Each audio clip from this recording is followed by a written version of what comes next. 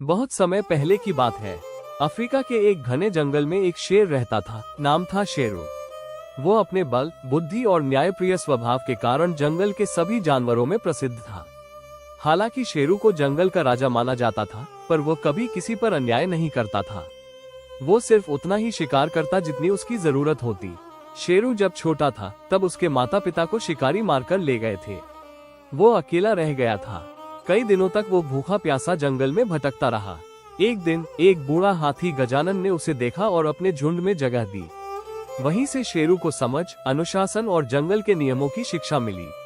एक दिन जंगल में संकट आ गया। पास के गांव से कुछ लालची शिकारी जंगल में आ धमके।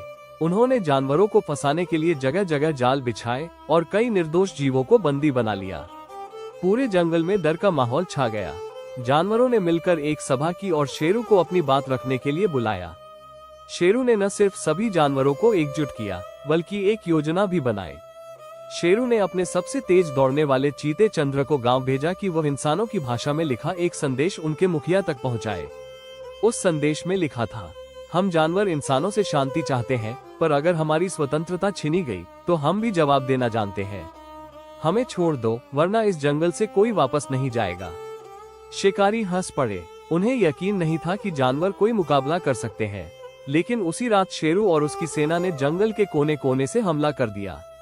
हाथियों ने जालों को तोड़ा, बंदरों ने ऊपर से पत्थर बरसाए और शेरू खुद मुखिया के सामने जा खड़ा हुआ। शेरू ने उस मुखिया को घायल नहीं किया, बल्कि उसकी आंखों में झांक कर कहा, अगर तुम इस धरती पर रहना चाहते हो तो उसके हर जीव का सम्मान करना सीखो। मुखिया डर गया और बाकी शिकारी जंगल छोड़कर भाग गए। अगली सुबह जानवरों ने शेरू को जंगल का सच्चा राजा घोषित किया। समय बीतता गया। शेरू बूढ़ा हुआ, लेकिन उसने एक आखिरी सभा में सभी को कहा, जिस दिन कोई भी जीव दूसरे की आजादी का सम्मान करना छोड़ देगा, उस दिन ये जंगल जंगल नहीं रहेगा।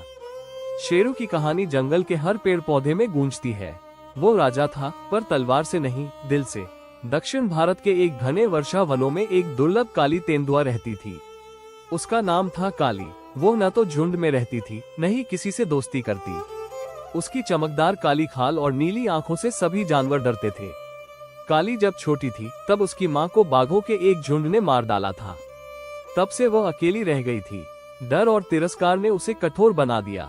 वो चुपचाप शिकार करती, झाड़ियों में रहती और किसी से बात नहीं करती। सभी जानवर उसे काली चुड़ैल कहने लगे थे। एक दिन बारिश के बाद एक नन्हा हिरण का बच्चा रास्ता भटक गया। वो कांपता हुआ रो रहा था। काली ने उसे देखा और पहले तो सोचा शिकार है, लेकिन जैसे ही वो उसके पास पहुंची, हिरण का मासूम चेहरा देखकर उसका दिल पिघल गया। उसने उसे अपनी पूंछ से ढक लिया और बारिश से बचाया। वो पहली बार किसी और जीव के लिए कुछ कर रही थी। उस हिरण को वो वापस उसके झुंड में पहुंचाए। धीरे धीरे काली जंगल में अलग तरह से देखी जाने लगी। अब जानवर उसकी शक्ति से डरते नहीं, उसकी समझदारी से प्रभावित होते।